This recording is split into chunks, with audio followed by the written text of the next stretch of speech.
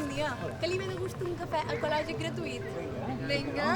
Grabando. Grabando. ¿Cómo estás? ¿Todo bien? ¿Cómo estás, reina? Mira, han trobat dos lotes aquí, no sé qué, un café. Hola. Vamos a ver ese cafetito. Un cortado. Un cortado para el caballero y un café solo para el otro caballero. I les dones a on són? A casa. Hombre, se son nosotros. Yo soy una mujer, no soy un hombre. ¿Cómo? Soy una chica. Santa hombre. Un placer, guapa. ¿Guapa? Toma, Mar, un cortadito para la señorita, ¿vale? A ver. Y hemos dicho... Tú no te confundas.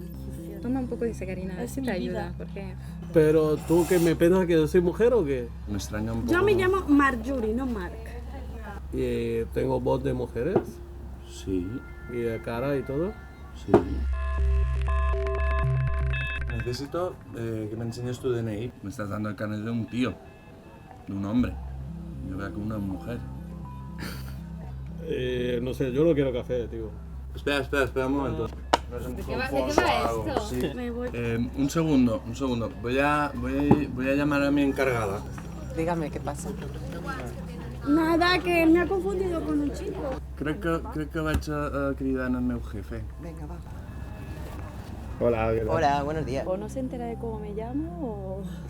Sí, me parece que yo soy mujer.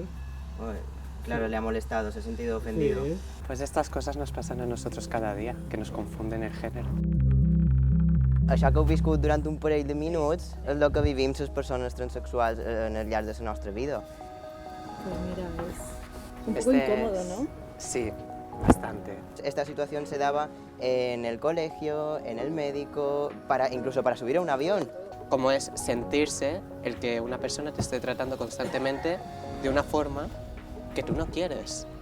Claro, tío. Ay, mira. Si no tenemos el DNI cambiado, nos cambian el género y nos tratan como personas que realmente no nos identificamos. Això és una càmera oculta, aquí n'hi ha una. Una mica per mostrar a la gent com ens sentim. Los derechos de las personas transexuales es que son derechos humanos. Y también yo leí una vez, ¿no?, que dicen que hombre y mujer son los extremos de una línea en la que estamos situados todos, ¿no? Me parece muy bien. Pues muchas gracias, Fenomenal. otras, y por el apoyo.